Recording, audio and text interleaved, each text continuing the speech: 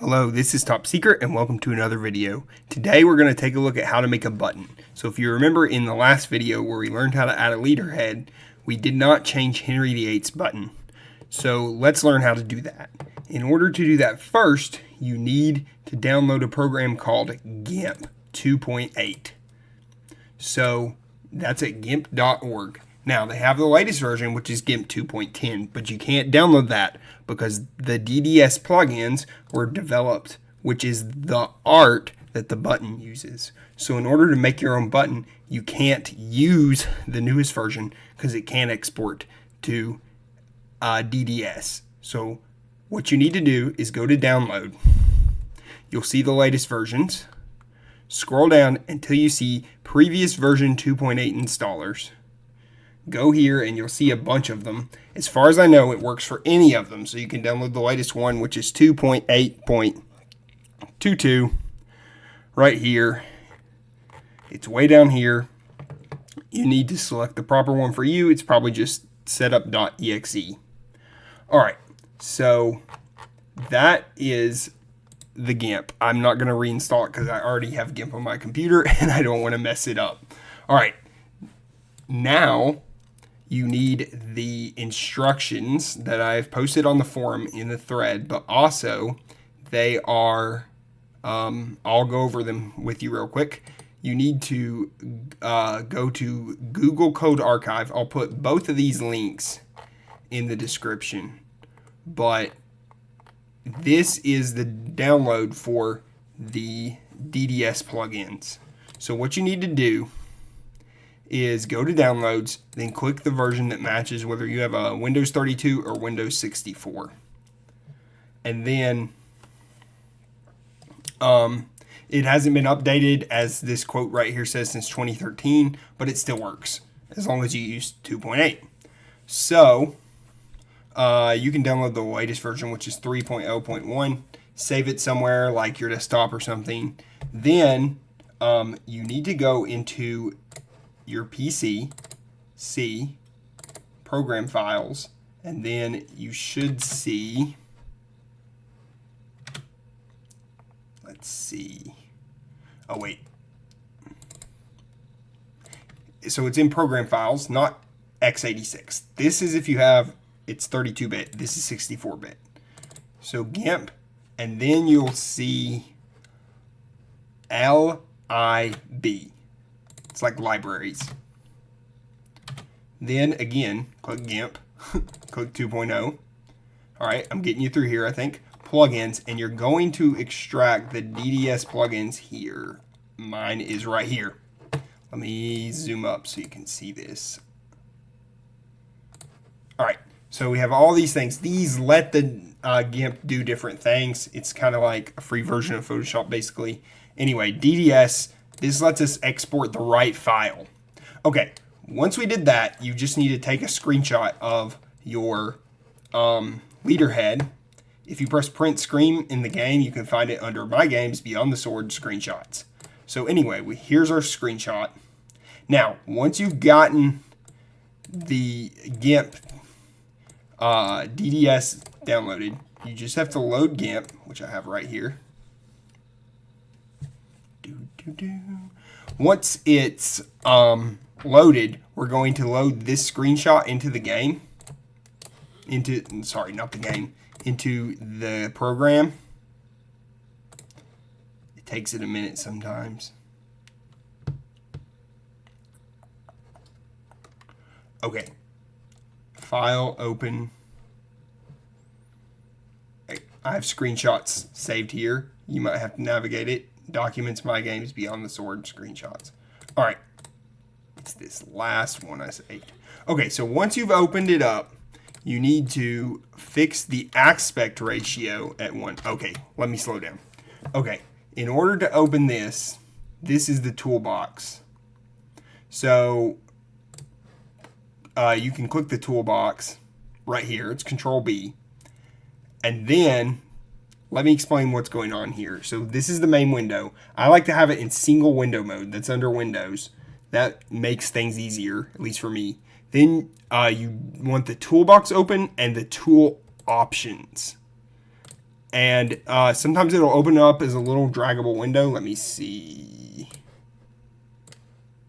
Sometimes, yeah, it'll look like this. In order to get that to just hang out over here, you just drag it over here.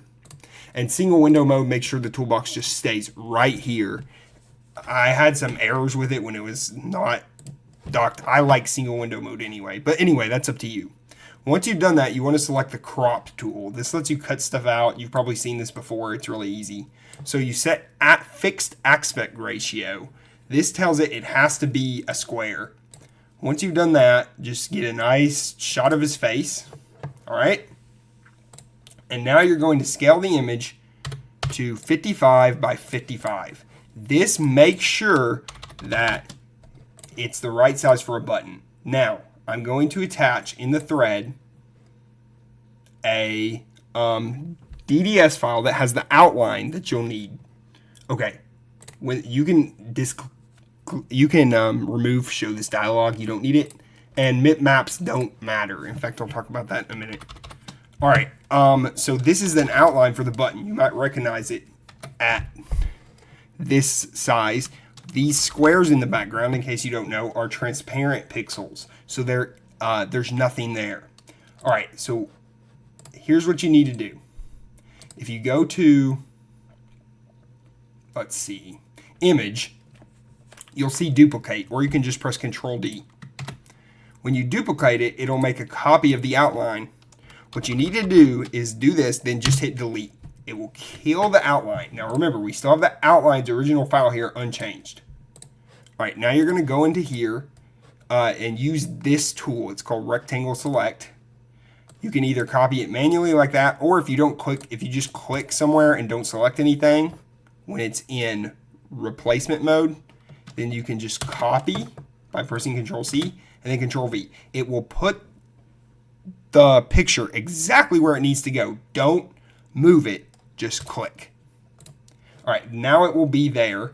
Now come over here and copy this one, the outline, and paste it here. Now you should see that you have an outline around that. Ta-da, you made a button.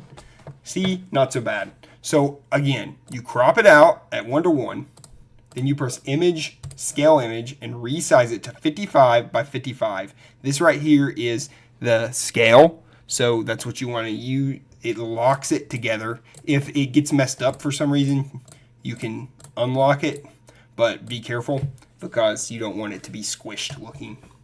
All right, then you use the outline that I've provided in the thread. You'll duplicate it with image duplicate. You'll go over here and you'll paste first the image, then the outline. Finally, we're almost done. Export as, and now you'll have all these options. You can go in here and click DDS image or just type DDS up here. Then you need to go to your mod. Ours is Overexplained, Assets, Art. Now, we can even add a new folder. We do want to. We want to call it Interface. We're just doing this the same way Civilization does it in the default. Then Buttons.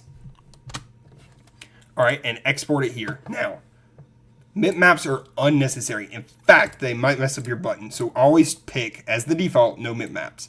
When you use compression, if you want to reduce the size, BC2 DXT3 is the same as they use in the game. So it's okay to use that if you want to reduce the size of the button. Now, I named it Untitled by accident. So let's go there. Art, Interface, Buttons. Whoops.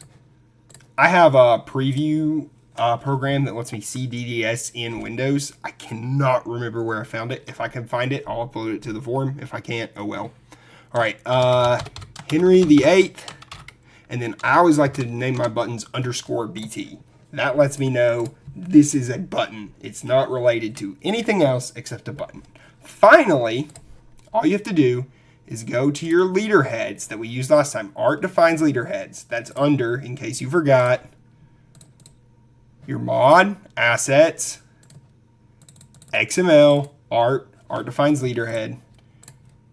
And here we're going to change this. Now do not put the comma. The comma is for default CivIV art. The comma will mess up your folder. All right, we're going to type art /interface. The forward slashes and the backslashes don't actually matter. Buttons, and then finally Henry 8 _ BT.DDS. If you check, this is exactly the same as what we used. Assets, art, interface, buttons, and then we selected Henry 8 _ BT.DDS. So now let's test it. Lower all the windows.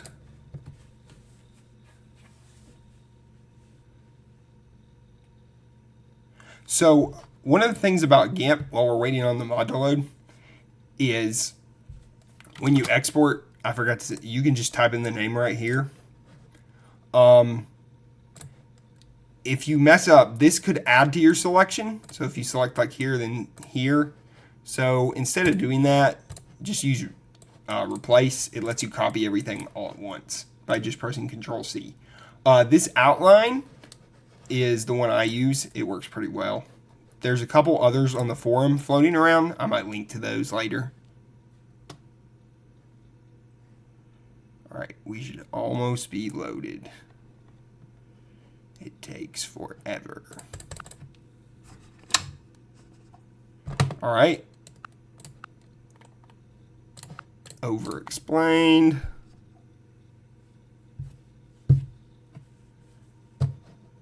Usually once you've loaded up the game, the mod's faster. There is a direct way. We'll just do a quick video on that later to just load your mod just straight up. All right, if we press Civipedia, leaders, you'll see Henry VIII, and he has the button. Or if you press Civilizations, England, and scroll right here, look, there he is. Now, it doesn't look exactly like Firaxis's buttons, but I kind of like how these look. The outline should look the same though.